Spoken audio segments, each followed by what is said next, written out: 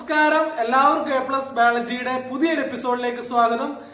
ഇന്ന് നമ്മൾ molecular inheritance of gene എന്നുള്ള +2 ടോപ്പിക്കാണ് നമ്മൾ എടുക്കുന്നത്. സോ DNA പറ്റി വളരെ സിമ്പിളായിട്ട് നമുക്ക് മനസ്സിലാക്കണം. തീർച്ചയായിട്ടും നിങ്ങൾ ഈ വീഡിയോ സ്കിപ്പ് ചെയ്യാതെ കാണുക. മനസ്സിലാക്കുവാനായിട്ട് ഞാൻ നിങ്ങൾക്ക് പിക്ചേഴ്സ് ആൻഡ് സ്ലൈഡ്സ് ഒക്കെ ആഡ് ചെയ്തിട്ടുണ്ട്. അതിനു മുമ്പ് നിങ്ങൾ ഈ ചാനൽ ആദ്യമായിട്ടാണ് കാണുന്നതെങ്കിൽ സബ്സ്ക്രൈബ് ചെയ്യുക. വീഡിയോ കണ്ടിട്ട് ഇഷ്ടപ്പെട്ടാൽ ലൈക്ക് ചെയ്യുക, കമന്റ് ചെയ്യുക. സോ നമുക്ക് വീഡിയോയിലേക്ക് പോവാം. മോളിക്കുലർ ബേസിസ് ഓഫ് ഇൻഹെറിറ്റൻസ് ആണ് നമ്മൾക്ക് ഡിസ്കസ് ചെയ്യുന്നത്. സോ നമ്മുടെ NCERT ടെക്സ്റ്റിൽ നമുക്ക് ആദ്യമായിട്ട് പരിചയപ്പെടുത്തുന്നത് DNA പറ്റിയാണ്.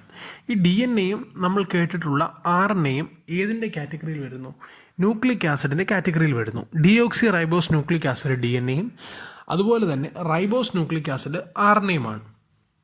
ഇവ രണ്ടും ന്യൂക്ലിക് ആസിഡ് കാറ്റഗറിയിലാണ് ഞാൻ പറഞ്ഞതുപോലെ തന്നെ വരുന്നത്.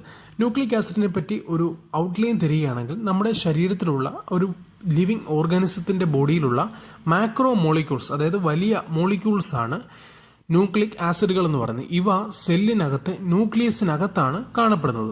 ഫ്രെഡറിക് മിസ്റ്റർ എന്ന് പറയുന്ന സയൻറ്റിസ്റ്റാണ് ആദ്യമായിട്ട് ഇത് പസ് സെല്ലിൽ നിന്ന് ഐഡൻറ്റിഫൈ ചെയ്തത്. പക്ഷേ അദ്ദേഹത്തിന് ലേറ്റർ ഇതിനെപ്പറ്റിയുള്ള എവിഡൻസ് കൊടുക്കാൻ സാധിച്ചില്ല. പിന്നീട് DNA പറ്റിയുള്ള സ്റ്റഡീസ് നടത്തുകയും അതിന് ഡബിൾ ഹെലിക്സ് സ്ട്രക്ചർ ആണെന്ന് കണ്ടെത്തുകയും ചെയ്തത് വാട്സൺ ആൻഡ് ക്രിക്ക് എന്ന് പറയുന്ന രണ്ട് സയൻറ്റിസ്റ്റുകളാണ്. സോ നമ്മൾ പറഞ്ഞു രണ്ട് തരം ന്യൂക്ലിക് ആസിഡ് ഉണ്ട്, ഡിയോക്സി റൈബോസ് ന്യൂക്ലിക് ആസിഡും റൈബോസ് ന്യൂക്ലിക് ആസിഡും. എല്ലാ വിധമായ ഒട്ടുമിക്ക ഓർഗാനിസത്തിലും കാണപ്പെടുന്നത് ഡിയോക്സി റൈബോസ് ന്യൂക്ലിക് ആസിഡാണ്. അതിൻ്റെ ഏറ്റവും പ്രധാനപ്പെട്ട പോയിന്റ്സുകൾ നമുക്ക് ഡിസ്കസ് ചെയ്യാം. ഈ പോയിന്റ്സുകൾ പരീക്ഷയ്ക്ക് ചോദിക്കുമ്പോൾ നിങ്ങൾ തീർച്ചയായിട്ടും എഴുതണം. ഒന്നാമത്തെ point, deoxy ribose nucleic acid എന്നുള്ളത് അവയ്ക്ക് ഒരു ഡബിൾ ഹെലിക്സ് സ്ട്രക്ചർ ആണെന്ന് പറഞ്ഞു. അതായത് ഒരു വരിഞ്ഞ രീതിയിൽ ഒരു ഇഴയുള്ള കോവേണി, അതായത് ഒരു കോവേണി ഒരു ട്വിസ്റ്റഡ് പോർഷനിൽ എങ്ങനെയാണോ ഇരിക്കുന്നത് ആ ഒരു സ്ട്രക്ചറാണ് നമ്മുടെ DNAക്ക് ഉള്ളത്.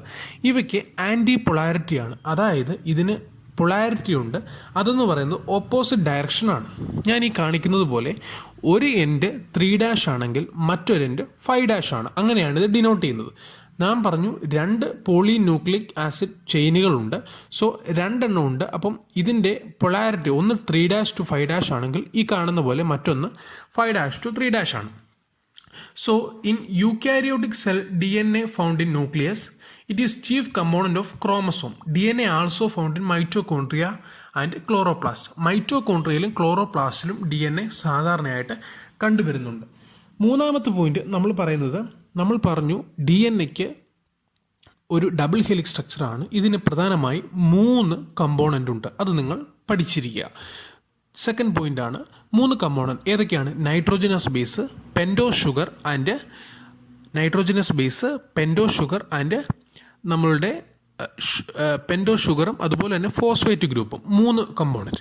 ഇതിലെ നൈട്രോജനസ് ബേസ് ആണ് അതിൻ്റെ ബേസ് ഉണ്ടാക്കിയിരിക്കുന്നത്. അല്ലെങ്കിൽ ഒരു കോവേണി സങ്കല്പിച്ചാൽ അതിൽ ചവിട്ടിപ്പോകുന്ന ഈ കാണുന്ന പോലെയുള്ള ഭാഗം, ആ ഭാഗമാണ് നൈട്രോജനസ് ബേസ് കൊണ്ടുണ്ടാക്കുന്നത്. ആ വാക്കിൽ തന്നെ നമുക്കറിയാം ബേസ് ഉണ്ടാക്കിയിരിക്കുന്നത് നൈട്രോജനസ് ബേസ് കൊണ്ടാണ്. അടുത്ത അതിൻ്റെ ബാക്ക് ബോൺ എന്ന് പറയുന്നത് ഷുഗർ ഫോസ്ഫേറ്റ് ബാക്ക് ബോൺ ആണ്. ഷുഗർ നമുക്കറിയാം DNAക്കകത്ത് ഡിയോക്സി റൈബോ ഷുഗറും എന്നാൽ RNAക്കകത്ത് റൈബോ ഷുഗറുമാണ്. ഈ ഷുഗറിൻ്റെ കേസ് പറയുകയാണെങ്കിൽ ഇത് ഈ ഷുഗറാണ് ഏത് തരത്തിലുള്ള ന്യൂക്ലിക് ആസിഡാണ് ഉണ്ട് എന്നുള്ളത് നിശ്ചയിച്ചിരിക്കുന്നത്. നമ്മൾ പറഞ്ഞു ഈ ഷുഗറിന് ഫോസ്ഫേറ്റ് ഗ്രൂപ്പുമായിട്ട് ഫോസ്ഫോ ഡയസ്റ്റർ ലിങ്കേജ് ഉണ്ട്. ഈ ലിങ്കേജ് വഴി രൂപപ്പെട്ടിട്ടുള്ള ഷുഗർ ഫോസ്ഫേറ്റ് ബോണ്ടിനെയാണ് അല്ലെങ്കിൽ ആ ഒരു സ്ട്രക്ചറിനെയാണ് നമ്മൾ ന്യൂക്ലിയോസൈഡ് എന്ന് പറയുന്നത്. സോ ന്യൂക്ലിയോസൈഡ് എന്ന് പറഞ്ഞാൽ ഫോസ്ഫേറ്റും ഇത്തരത്തിലുള്ള ഈ ഷുഗർ ബോണ്ടും അല്ലെങ്കിൽ ഈ പെൻറ്റോ ഷുഗർ എന്ന് പറഞ്ഞാൽ അവിടെ 5 കാർബൺ ആറ്റമുണ്ട്. ഈ 5 കാർബൺ ആറ്റവും ഈ ഫോസ്ഫേറ്റ് ഗ്രൂപ്പും കൂടെ ചേരുന്ന ആ ഒരു കമ്പോണൻറ്റിനെ അല്ലെങ്കിൽ ആ ഒരു സ്ട്രക്ചറിനെയാണ് നമ്മൾ ന്യൂക്ലിയോസൈഡ് എന്ന് പറയുന്നത്. അതിൻ്റെ കൂടെ ഒരു നൈട്രോജനസ് ബേസും കൂടെ ചേരുമ്പോൾ നമ്മളതിനെ ന്യൂക്ലിയോടൈഡ് എന്ന് വിളിക്കുന്നു. ഒരു DNAയുടെ വലിപ്പം നിശ്ചയിക്കുന്നത് ഇത്തരത്തിലുള്ള ന്യൂക്ലിയോടൈഡുകളാണ്. അത്രയാണ് ജനറലി നമുക്ക് അതിനെപ്പറ്റി പറയാനുള്ളത്. വേറൊരു പോയിന്റ് പറയുന്നത് ഈ ബേസിൻ്റെ കാര്യം നമ്മൾ പറഞ്ഞല്ലോ. ഈ ബേസുകൾ പരസ്പരം ബന്ധപ്പെടുത്തിയിരിക്കുന്നത് ഹൈഡ്രോജനസ് അല്ലെങ്കിൽ ഹൈഡ്രജൻ ബോണ്ട് കൊണ്ടാണ്. അതായത് ഹൈഡ്രജൻ ബോണ്ട് നമുക്കറിയാം റിലേറ്റീവ്ലി വീക്ക് കെമിക്കൽ ബോണ്ടാണ് ഹൈഡ്രജൻ ബോണ്ടുകൾ എന്നുള്ളത്.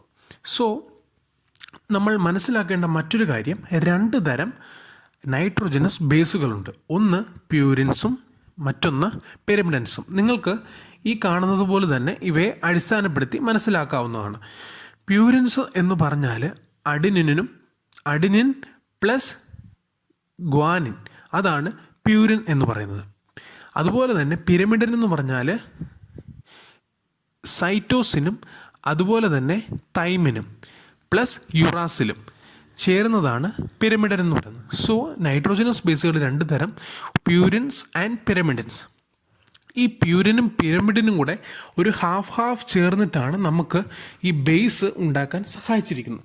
സോ അഡിനിൻ എപ്പോഴും ബോണ്ട് ചെയ്യുന്നത് തൈമിനുമായിട്ടായിരിക്കും. Adenine always link with thymine and guanine എപ്പോഴും സൈറ്റോസിലുമായിട്ടാണ് ബോണ്ട് ചെയ്യുന്നത്. സോ നമ്മൾ മനസ്സിലാക്കേണ്ടത് DNA കേസിൽ തൈമിനാണെങ്കിൽ RNA കേസിൽ എപ്പോഴും യുറാസിലായിരിക്കും. തൈമിന് പകരം അവിടെയുള്ള ന്യൂക്ലിക് നൈട്രോജനസ് ബേസാണ് യുറാസിൽ എന്ന് പറയുന്നത്. സോ അഡിനിൻ തൈമിനുമായിട്ട് യോജിക്കുമ്പോൾ RNAയിൽ അഡിനിൻ യുറാസിലുമായിട്ടാണ് ബന്ധപ്പെടുത്തിയിരിക്കുന്നത്. സോ നമ്മൾ പറഞ്ഞു ഇതിന് ആൻറ്റി പൊളാരിറ്റി ആണെന്ന് പറഞ്ഞു. അതുപോലെ തന്നെ 3' to 5' എങ്കിൽ ഒരു പോളി ന്യൂക്ലിക് ആസിഡ് ചെയിൻ ഉണ്ടെങ്കിൽ മറ്റൊന്നിൽ അത് 5' to 3' ആയിരിക്കും. അതുപോലെ തന്നെ the base pairs are 0.34 nanometre apart. നമ്മൾ പറഞ്ഞു ബേസ് പെയർസ് എന്താണ്. ഈ ഓരോ ബേസ് പെയറും പരസ്പരം 0.34 മീറ്റർ നാനോമീറ്റർ പരസ്പരം ഡിസ്റ്റൻസിലാണ് ഉള്ളത്. അതുപോലെ തന്നെ ഒരു ടേണിൽ നമ്മൾ പറഞ്ഞു ടേണായിട്ടാണ് DNA കാണപ്പെടുന്നത്. ഒരു ടേണിൽ 10 ബേസ് പെയർസ് കാണപ്പെടുന്നുണ്ട്. സോ അതുപോലെ തന്നെ നമ്മൾ ഇത് വരയ്ക്കുമ്പോൾ ഈ കാണുന്ന പോലെ തന്നെ ഈ DNA മൈനർ ഗ്രൂവുമുണ്ട്, അതുപോലെ തന്നെ മേജർ ഗ്രൂവുമുണ്ട്. Major means wider grooves, minor എന്ന് പറഞ്ഞാൽ ചെറിയ ഗ്രൂവ്സ്. അപ്പോൾ ഇത്രയാണ് ജനറലി DNA പറ്റി നമുക്ക് അറിയാനുള്ള പ്രധാനപ്പെട്ട പോയിൻറ്റ്സുകൾ. സോ നമ്മൾ എന്തൊക്കെ പറഞ്ഞു? നൈട്രോജനസ് ബേസ് പറഞ്ഞു, പ്യൂരിൻസ് പിരമിഡൻസ് പറഞ്ഞു. പ്യൂരിൻസ് എന്ന് പറഞ്ഞാൽ they are double ring heterocyclic structure compounds ആണ്. അത് 2 തരം, അഡിനിൻ ആൻഡ് ഗ്വാനിൻ. പിരമിഡൻ എന്ന് പറയുമ്പോൾ cytosine, thymine and uracil. So adenine plus deoxyribose ഷുഗറാണ് ഡിയോക്സി അഡിനോസിൻ എന്ന് പറയുന്നത്. നമ്മൾ പറഞ്ഞു ഒരു നൈട്രോജനസ് ബേസും പെൻറ്റോ ഷുഗറും കൂടെ ചേരുമ്പോൾ അവിടുന്ന് കിട്ടുന്ന റിസൾട്ടാണ് ഡിയോക്സി അഡിനോസ്. അതുപോലെ തന്നെ ഗ്വാനിൻ ഡിയോക്സി റൈബോസ് ഷുഗറുമായിട്ട് ചേർന്നിട്ട് ഡിയോക്സി ഗ്വാനോസിൻ ഉണ്ടാകുന്നു. അതുപോലെ തന്നെ സൈറ്റോസിൻ ഡിയോക്സി റൈബോസ് ഷുഗറുമായിട്ട് ചേർന്നിട്ട് ഡിയോക്സി സൈറ്റോസിൻ ഉണ്ടാകുന്നു. തൈമിൻ ഡിയോക്സി റൈബോസ് ഷുഗറുമായിട്ട് ചേർന്ന് ഡിയോക്സി തൈമിഡിൻ ഉണ്ടാകുന്നു. ഇത് നിങ്ങൾ ജസ്റ്റ് ഒന്ന് അറിഞ്ഞിരിക്കാൻ വേണ്ടി നിങ്ങൾ പറഞ്ഞതേ ഉള്ളൂ. അപ്പോൾ ന്യൂക്ലിയോടൈഡുകൾ ചേർന്നിട്ടാണ് DNA ഉണ്ടാക്കിയിരിക്കുന്നത്. നൈട്രോജനസ് ബേസ് ഫോസ്ഫേറ്റും പെൻറ്റോ ഷുഗറും കൂടെ ചേർന്നെയാണ് നമ്മൾ എന്ത് പറയുന്നത്? ന്യൂക്ലിയോടൈഡ് എന്ന് പറയുന്നത്. അപ്പം അങ്ങനെ അനേകം ന്യൂക്ലിയോടൈഡ് ഉണ്ടെങ്കിൽ നമ്മളതിനെ പോളി ന്യൂക്ലിയോടൈഡ് സ്ട്രാൻഡ് എന്ന് പറയുന്നു. അപ്പോൾ DNA പോളി ന്യൂക്ലിയോടൈഡ് സ്ട്രാൻഡാണ്. അടുത്ത് നമുക്ക് പറയാനുള്ളത് സ്ട്രക്ചർ ഓഫ് DNA അല്ലെങ്കിൽ double helix structure of DNA ആണ്. അത് നമ്മൾ പറഞ്ഞു James Dewey Watson and Francis Harry Compton Crick. Watson and Crick എന്ന് പറയുന്ന 2 സയൻറ്റിസ്റ്റുകളാണ് double helix structure of DNA കണ്ടെത്തിയത്. അടുത്തയായി നിങ്ങളുടെ ടെക്സ്റ്റ് ബുക്കിൽ പറഞ്ഞിരിക്കുന്നത് സെൻട്രൽ ഡോഗ്മ എന്നുള്ളൊരു പോർഷനാണ്. ഈ സെൻട്രൽ ഡോഗ്മ ഏറ്റവും ഇമ്പോർട്ടൻ്റ് ആണ്. അതായത് നമ്മൾ പറഞ്ഞു എന്തിനാണ് ഇതൊക്കെ ചെയ്യുന്നതെന്ന് ചോദിച്ചാൽ, ഒരു DNA നിന്ന് ആ DNA 2 പോളി ന്യൂക്ലിയോടൈഡ് ചെയിനുകളുണ്ട്. ഈ ചെയിനുകൾ എന്ത് ചെയ്യുന്നു? ഇഴപിരിഞ്ഞിട്ട് RNA ഉണ്ടാകുന്നു. RNA സിംഗിൾ സ്റ്റാൻഡേർഡ് സ്ട്രക്ചറാണ്. അങ്ങനെ ഉണ്ടാകുന്ന പ്രക്രിയയെ നമ്മൾ ട്രാൻസ്ക്രിപ്ഷൻ എന്നാണ് പറയുന്നത്. ഈ RNAയിൽ നിന്നും പ്രോട്ടീൻ ഉണ്ടാകുന്ന പ്രക്രിയയാണ് നമ്മൾ ട്രാൻസ്ലേഷൻ എന്ന് പറയുന്നത്. സോ നിങ്ങൾ ജനറലി മനസ്സിലാക്കുക, DNA എന്ത് ചെയ്യുന്നു? റെപ്ലിക്കേറ്റ് ചെയ്യുന്നു. ആൾസോ DNA എന്തായിട്ട് മാറുന്നു? RNA അല്ലെങ്കിൽ mRNA ആയിട്ട് മാറുന്നു. ആ mRNA അല്ലെങ്കിൽ മെസ്സഞ്ചർ RNA, ആ mRNA പിന്നീട് പ്രോട്ടീനായിട്ട് മാറുന്നു. ഈ ഒരു പ്രക്രിയ നടന്നുകൊണ്ടിരിക്കുന്നു. ഈ ഒരു പ്രക്രിയയെ നമ്മൾ വിളിക്കുന്ന പേരാണ് സെൻട്രൽ ഡോഗ്മ. ഈ സെൻട്രൽ ഡോഗ്മ എന്താണെന്ന് 1 മാർക്കിന് ചോദിക്കാൻ സാധ്യതയുണ്ട്. ഈ കാണുന്ന പോലെ നിങ്ങൾ ആ സ്ട്രക്ചർ വരച്ചു വെക്കുക. കണ്ടില്ലേ, DNA ട്രാൻസ്ക്രിപ്ഷന് വിധേയമായി mRNA, അവിടെ നിന്നും ട്രാൻസ്ലേഷന് വിധേയമായി എന്തായിട്ട് മാറുന്നു? പ്രോട്ടീനായിട്ട് മാറുന്നു. സോ ഇത്രയാണ് ജനറലി നിങ്ങൾ പഠിക്കാനുള്ള DNA സംബന്ധിച്ചുള്ള കാര്യങ്ങളെന്ന് പറയുന്നത്. ഓക്കെ, സോ അടുത്തയായിട്ട് നിങ്ങൾക്ക് പഠിക്കാനുള്ളത് പാക്കേജിങ് ഓഫ് DNA ഹെലിക്സ്. അത് എവിടെയൊക്കെയുണ്ട്? പ്രോകാരിയോട്സിലുമുണ്ട്, അതുപോലെ തന്നെ യൂകാരിയോട്സിലുമുണ്ട്. ഈ പ്രോകാരിയോട്സിൻ്റെ കേസിൽ അവയ്ക്ക് ഡെഫിനറ്റ് ആയിട്ടുള്ള ന്യൂക്ലിയസ് ആബ്സെൻ്റ് ആണ്. DNA എന്ത് ചെയ്യുന്നു? Is not scattered throughout the cell. DNA എന്താണ്? സെൽസിനകത്ത് ത്രൂ ഔട്ട് സ്കാറ്റർ ചെയ്ത് കാണപ്പെടുന്നില്ല. അപ്പം ഈ പ്രോകാരിയോട്ടിൻ്റെ കേസിൽ it is held together with some proteins in a region is called nucleoid. ഇത് പ്രോട്ടീനുമായിട്ട് ചേർന്ന് ചില ഭാഗങ്ങളിൽ കാണപ്പെടുന്നതിനെ നമ്മൾ ന്യൂക്ലിയോയിഡ് എന്നാണ് പറയുന്നത്. അപ്പോൾ the DNA in nucleoid is organized in large loop held by proteins.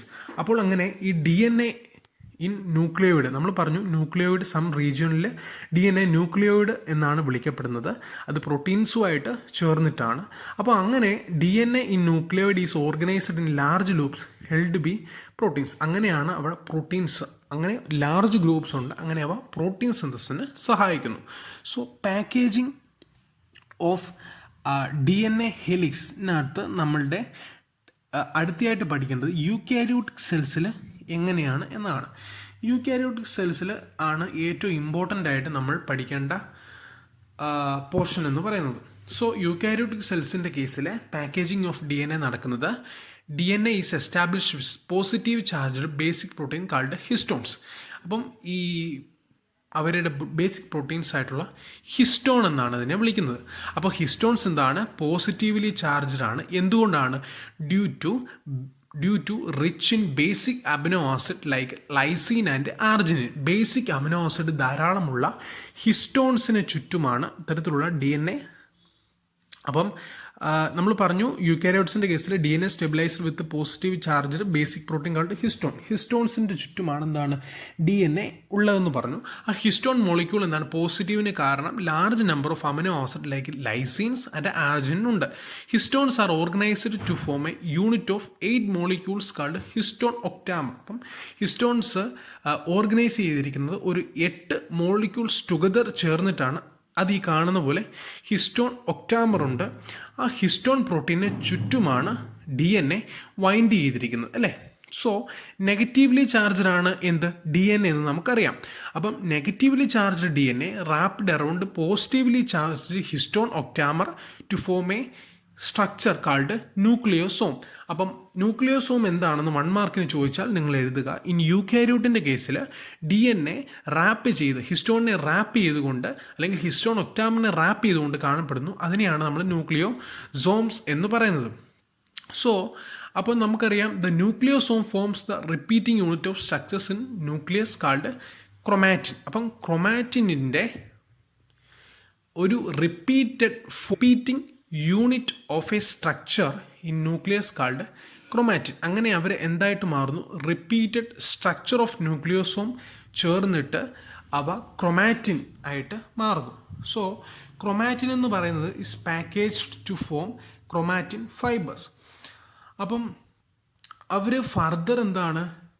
Coiled സ്ട്രക്ചറായിട്ട് മാറിയിട്ട് മെറ്റാഫേസ്, സെൽ ഡിവിഷൻ്റെ മെറ്റാഫേസ് എന്ന് പറയുന്നൊരു ഫേസ് ഉണ്ട്, അവിടെ ക്രോമസോമുകളായിട്ട് മാറുന്നു. അപ്പോൾ എന്താണ് നമ്മൾ പറഞ്ഞത്? ന്യൂക്ലിയോസോംസ് എന്തായിട്ട് മാറുന്നു? ക്രൊമാറ്റിനായിട്ട് മാറുന്നു. എങ്ങനെ? Nucleosomes form repeating unit of a structure in nucleus. അപ്പം ന്യൂക്ലിയസിൽ repeated forms of structure, nucleosome റിപ്പീറ്റഡായിട്ട് കോയിൽ ചെയ്യുന്നു. അങ്ങനെ അപ്പോൾ ക്രൊമാറ്റിൻ ആവുന്നു. ആ ക്രൊമാറ്റിൻ എന്താണ്? പിന്നീട് ക്രോമസോമായിട്ട് മാറുന്നു. അത് തന്നെ 2 തരമുണ്ട്, euchromatin and heterochromatin. Euchromatin, eu means true. അപ്പം ട്രൂ ക്രൊമാറ്റിൻ ആണ് എന്താണ്? Euchromatin. In the nucleus some loosely coiled regions of chromatin, അതായത് ലൈറ്റ് സ്റ്റെയിൻഡ് ആയിട്ടുള്ള റീജിയൻസ് കാണാൻ, അതിനെയാണ് നമ്മൾ യു ക്രൊമാറ്റിൻ എന്ന് പറയുന്നത്. അതുപോലെ തന്നെ ഹെറ്ററോക്രോമാറ്റിൻ, ഹെറ്ററോ മീൻസ് എന്താണ്, ഒരു കോമ്പിനേഷൻ സ്ട്രക്ചറാണ് അല്ലേ. In the nucleus more densely packed regions. അപ്പോൾ ഹെറ്ററോ എന്ന് കേൾക്കുമ്പോൾ ഡെൻസ്ലി എന്ന് വാക്ക് ഓർക്കുക. ഡെൻസ്ലി പാക്ഡ് റീജിയൻസ്, അതിനെയാണ് നമ്മൾ ഹെറ്ററോക്രോമാറ്റിൻ എന്ന് പറയുന്നത്. അപ്പോൾ യുക്രോമാറ്റിൻ ആണ് ട്രാൻസ്ക്രിപ്ഷനലി മോർ ആക്റ്റീവ് ദാൻ ആരെക്കാട്ടിൽ, ഹെറ്ററോക്രോമാറ്റിനേക്കാൾ ആക്റ്റീവ് യുക്രോമാറ്റിൻ ആണ്. അപ്പോൾ ഇത്രയും കാര്യങ്ങളാണ് നമുക്ക് DNA പറ്റി ബേസിക് ആയിട്ട് നമുക്ക് പഠിക്കുവാനായിട്ട് ഉള്ളത്. നിങ്ങൾ ഇത് വീഡിയോ കണ്ടല്ലോ, ഇഷ്ടപ്പെട്ടെങ്കിൽ നിങ്ങൾ തീർച്ചയായിട്ടും ഇത് ലൈക്ക് ചെയ്യുക, ഷെയർ ചെയ്യുക, നിങ്ങളുടെ ഫ്രണ്ട്സിനെല്ലാം നിങ്ങൾ ഷെയർ ചെയ്ത് കൊടുക്കുക. എൻ്റെ ചാനൽ ഇതുവരെ സബ്സ്ക്രൈബ് ചെയ്തിട്ടില്ലെങ്കിൽ നിങ്ങൾ സബ്സ്ക്രൈബ് ചെയ്യുക. നമുക്കപ്പോൾ അടുത്ത വീഡിയോ ആയിട്ട് വീണ്ടും കാണാം.